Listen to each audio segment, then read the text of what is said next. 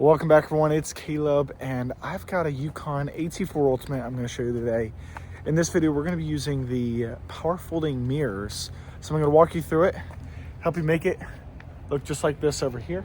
Let's go ahead and dive right in. You're going to start off by being inside of your Yukon. We're going to come over to our infotainment screen here, go into settings, and then we're going to click vehicle.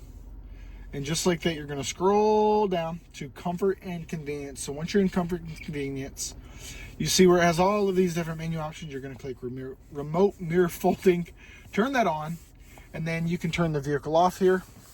So then, as my mirrors are open, when I lock the vehicle, whether it's from the button here or unlock, it opens it up.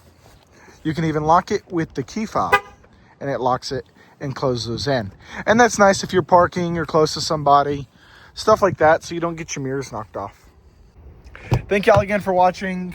These Yukons are absolutely amazing, and as you can tell by the playlist that I've made, there's a lot of content to make on these.